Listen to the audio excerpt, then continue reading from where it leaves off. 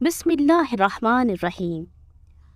پہلا سوال ہے کہ کب انسان کو آدھی نماز پڑھنے پر بھی پوری نماز کا ثواب ملتا ہے؟ سفر کے دوران، بیماری میں یا مسجد میں؟ درست جواب ہے سفر کے دوران۔ دوسرا سوال ہے وہ کون سے نبی تھے جو اپنے دسترخوان پر بغیر مہمان کے کھانا تناول نہیں فرمایا کرتے تھے؟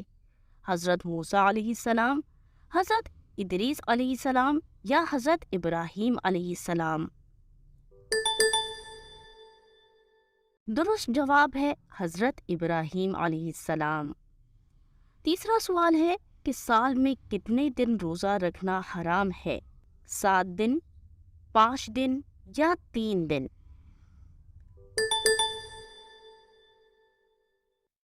درست جواب ہے 5 دن۔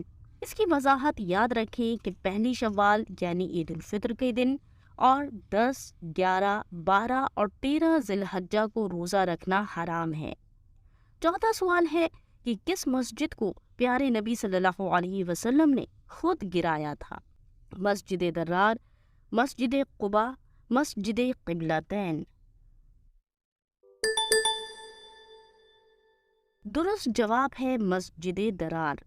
اس کی وضاحت بھی یاد رکھیں کہ منافقین نے مسلمانوں کو نقصان پہنچانے کے لیے یہ مسجد بنائی تھی، جس کا علم اللہ تعالیٰ نے اپنے پیارے نبی صلی اللہ علیہ وسلم کو عطا فرمایا تو آپ علیہ السلام نے اسے گرا دیا۔ پانچواں سوال ہے کہ قرآن مجید میں کس نبی کا نام سب سے زیادہ آیا ہے؟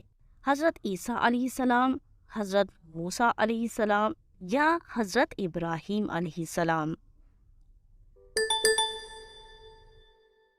درست جواب ہے حضرت موسیٰ علیہ السلام۔ چھٹا سوال ہے کہ قرآن میں کن صحابی کا نام آیا ہے؟ حضرت زید بن حارثہ، حضرت علی یا حضرت عمر رضی اللہ عنہم؟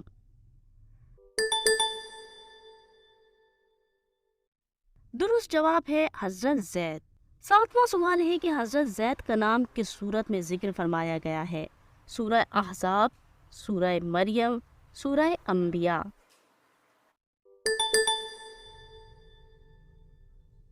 درست جواب ہے سورہ احزاب۔ آٹھواں سوال ہے کہ غزوہ بدر میں کن جلیل القدر صحابی نے شرکت نہیں فرمائی تھی لیکن انہیں شرکت کا ثواب عطا فرمایا گیا؟ حضرت ابوبکر صدیق، حضرت عثمان یا حضرت علی؟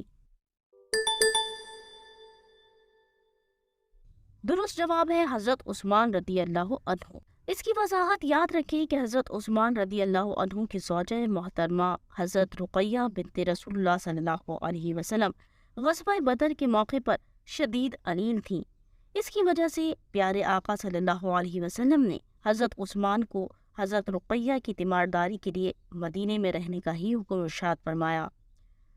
نواں سوال ہے کہ کس نیکی اور عبادت کی جزا اللہ تعالیٰ خود عطا فرمائے گا؟ روزہ، صدقہ یا نماز؟ درست جواب ہے روزہ۔ 10واں سوال ہے کہ حضرت یوسف علیہ السلام کس کے پوتے تھے؟ حضرت اسحاق علیہ السلام، حضرت اسماعیل علیہ السلام یا حضرت خضر علیہ السلام؟ درست جواب ہے حضرت اسحاق علیہ السلام۔ اسی طرح کی مزید علمی ویڈیوز کے لیے ہمارے چینل کو لائک اور سبسکرائب کریں اور بیل نوٹیفیکیشن کو آن کرنا نہ بھولیں تاکہ آنے والی ویڈیوز بر وقت آپ تک پہنچتی رہیں۔